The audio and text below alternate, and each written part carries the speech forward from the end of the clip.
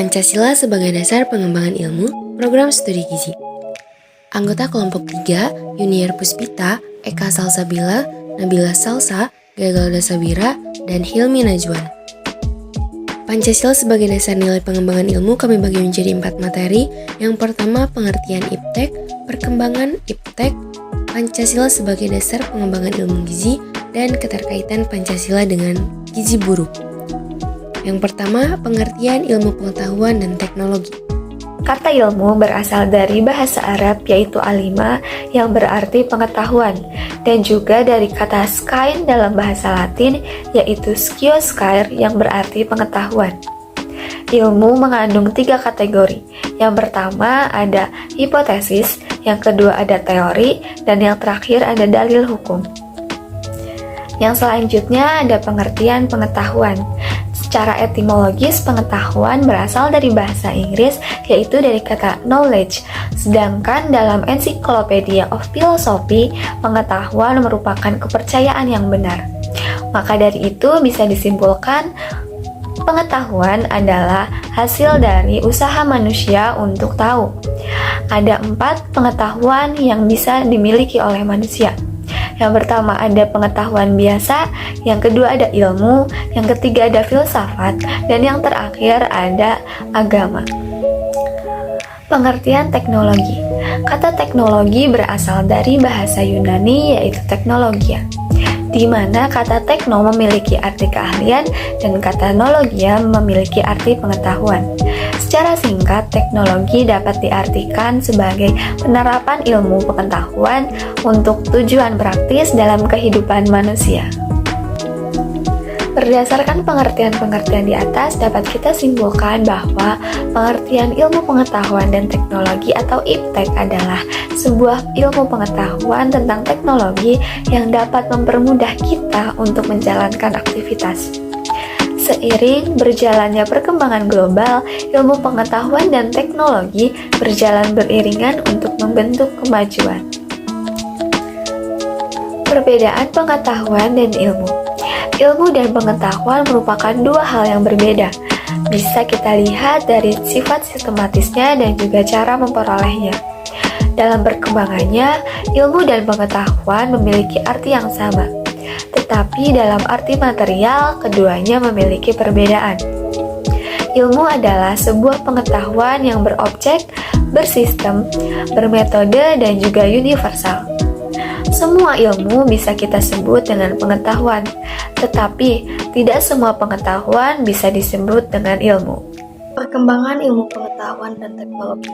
Manusia menemukan IPTEK karena manusia kembali pada jalan pikiran yang rasional. Setelah manusia berhasil memperdalam ilmu pengetahuan, maka produk dari ilmu tersebut adalah teknologi. Ilmu pengetahuan berkembang melangkah secara bertahap menurut dekade waktu dan menciptakan zamannya. Dimulai dari zaman pra-Yunani kuno, abad pertengahan, Renasiansi, zaman modern, dan masa kontemporer. Yang pertama, zaman pra-Yunani kuno. Pada masa itu, manusia masih menggunakan batu sebagai peralatan. Oleh karena itu, zaman pra-Yunani kuno disebut juga zaman batu yang berkisar antara 4 juta tahun sampai 20.000 tahun. Yang kedua, zaman Yunani kuno. Pada zaman ini, Yunani dianggap sebagai gudang dari ilmu dan filsafat karena tidak lagi mempercayai mitologi-mitologi. Yang ketiga, zaman abad pertengahan. Para ilmuwan pada masa ini hampir semua adalah para teologi, sehingga aktivitas ilmiah terkait dengan aktivitas keagamaan. Semboyan yang berlaku bagi ilmu pada masa ini adalah ancilla deologia atau abdi agama. Yang keempat, zaman Renaissance.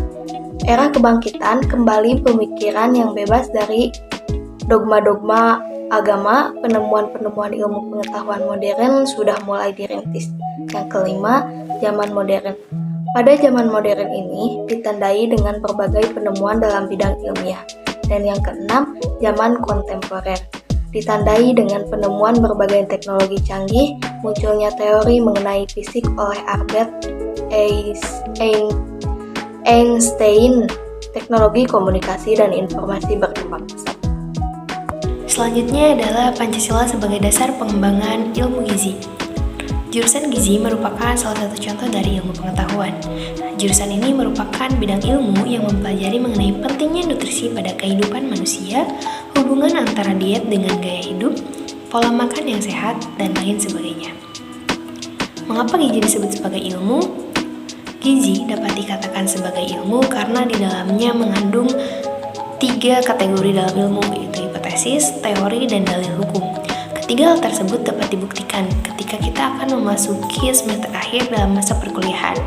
Kita akan membuat sebuah karya tulis ilmiah yang disebut dengan skripsi. Skripsi itu di dalamnya mengandung 3 kategori dalam ilmu tadi, hipotesis, teori, dan dalil hukum. Dalam skripsi harus dicantumkan beberapa fakta lapangan yang telah didapat dengan mencari tahu secara langsung pada suatu tempat yang memiliki masalah yang berkaitan dengan gizi. Biasanya kegiatan tersebut disebut dengan penelitian. Konsep dari Pancasila sebagai dasar pengembangan pada ilmu gizi. Ilmu gizi tidak boleh bertentangan dengan nilai-nilai yang terkandung dalam Pancasila agar ilmu yang didapat tidak menghasilkan nilai yang bertentangan dan tidak sesuai dengan kepribadian bangsa. Pemerintah telah menerapkan beberapa program dalam upaya meningkatkan kesehatan gizi masyarakat yang optimal sebagai pelaksanaan dari undang-undang.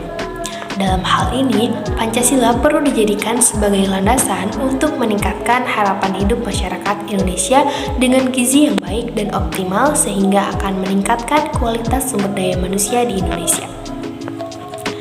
Ilmu gizi harus menyertakan nilai-nilai Pancasila sebagai faktor internal, tetapi nilai-nilai tersebut dapat dipertimbangkan sesuai dengan nilai yang dianggap layak untuk dilibatkan. Sebagai contoh, pada masyarakat yang beragama Hindu, mereka tidak memakan daging atau makanan yang berbahan dasar sapi karena sapi dianggap sebagai binatang suci dalam agama mereka. Padahal daging sapi kaya akan jenis zat besi.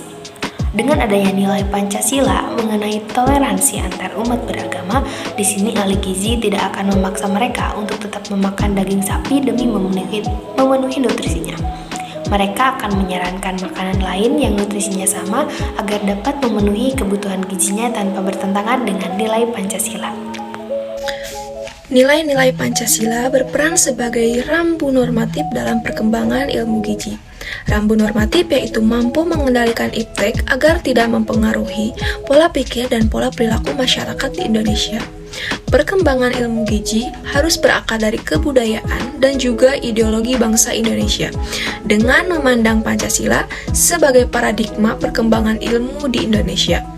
Pancasila dijadikan sebagai tuntunan moral dalam perkembangan ilmu gizi agar tidak terpengaruh dampak negatif dari perkembangan iptek dan juga tidak membahayakan eksistensi manusia di masa yang akan datang.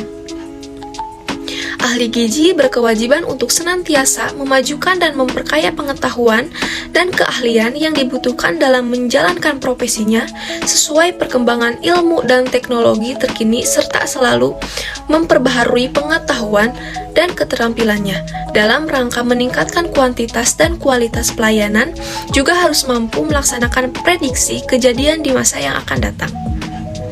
Nilai-nilai pokok Pancasila selalu dihubungkan dengan kode etik dalam profesi gizi untuk meningkatkan keadaan gizi kesehatan dan kesejahteraan rakyat, baik dalam lingkup institusi pelayanan gizi atau masyarakat umum. Kemudian yang keempat, keterkaitan Pancasila dengan gizi buruk, pengertian Pancasila. Pancasila berasal dari bahasa Sanskerta yaitu panca yang berarti 5 dan sila yang berarti dasar. Dalam kitab Sutosoma karangan Empu Tantular, Pancasila mempunyai arti berbantu sendi yang 5 atau pelaksanaan kesusilaan 5. Pancasila merupakan 5 dasar yang mengandung pedoman atau aturan mengenai tingkah laku yang baik dan penting. Kemudian pengertian gizi buruk. Gizi buruk atau malnutrisi adalah kondisi serius yang terjadi ketika asupan makanan seseorang tidak sesuai dengan jumlah nutrisi yang dibutuhkan. Gizi buruk dapat disebabkan oleh pola makanan yang kurang baik, status ekonomi yang rendah, dan sulit mendapatkan makanan serta berbagai kondisi medis dan kesehatan mental. Bila seseorang tidak mendapatkan nutrisi dalam jumlah yang seimbang, maka malnutrisi dapat terjadi. Masalah gizi buruk kini sudah menjadi masalah yang sangat pelik dan pantas dijadikan prioritas bagi pemerintah. Selayaknya semua sektor wajib memperhatikan masalah ini. Hal ini dikarenakan sudah begitu banyak jiwa yang terenggut dan lebih ironisnya lagi, korban-korban tersebut sebagian besar adalah balita atau anak di bawah 5 tahun, di mana mereka yang menjadi generasi penerus bangsa. Gizi buruk di Indonesia. Negara Indonesia masih mengalami lonjakan dalam pemenuhan kebutuhan pangan yang menjadi kendala dalam perwujudan sumber daya manusia yang berkualitas, di mana masyarakat kecil tidak dapat membeli makanan pokok karena tidak mempunyai biaya untuk membeli kebutuhan sehari-hari. Keadaan hidup seperti ini semakin membuat mereka menjadi lebih terbatas dalam segala hal, sehingga mengalami kekurangan gizi. Ini disebut kemiskinan, di mana kemiskinan merupakan faktor utama dari kekurangan gizi. Tingkat gizi masyarakat dapat menjadi tolak ukur dari kemajuan program pembangunan suatu negara. Karena itu, program pemerataan perbaikan gizi merupakan langkah penting yang perlu dilaksanakan. Manusia sebagai makhluk Tuhan yang sama derajatnya dan sama atas hak dan kewajibannya. Pada sila kedua, kemanusiaan yang adil dan beradab harus dirasakan secara merata oleh seluruh masyarakat. Masalah kemiskinan sampai saat ini masih menjadi masalah penting. Secara kualitas, jumlah penduduk miskin bertambah, dan ini menyebabkan permasalahan kesehatan, khususnya masalah gizi buruk. Secara nasional, kualitas kesehatan masyarakat telah meningkat, akan tetapi status kesehatan antar tingkat sosial ekonomi, antar kawasan atau wilayah perkotaan dan pedesaan masih cukup berbeda. Presentase penderita gizi kurang.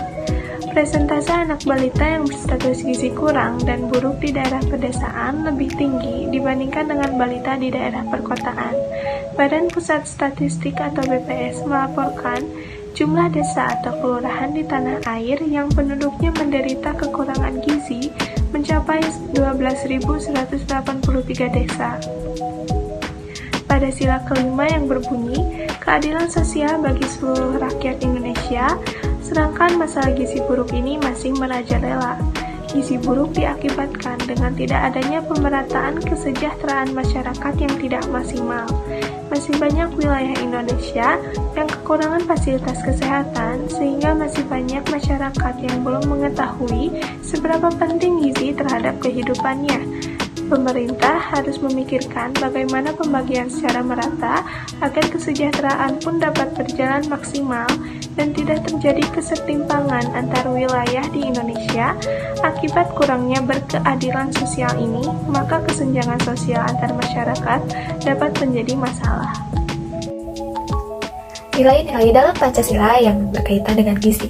Yang pertama ada ketuhanan, yaitu mempercayai dan meyakini adanya Tuhan, karena konsep spiritual termasuk salah satu indikator sehat. Yang kedua ada kemanusiaan, yaitu melayani pasien dengan tidak memandang sebelah mata dan selalu menghargai dan tidak mendiskriminasi dalam hal sara. Yang ketiga ada persatuan. Dengan semangat persatuan dapat menyelesaikan masalah kesehatan, khususnya masalah gizi. Yang keempat ada permusyawaratan, mengambil keputusan secara tepat dengan musyawarah dalam pengelolaan dan menyelesaikan masalah gizi.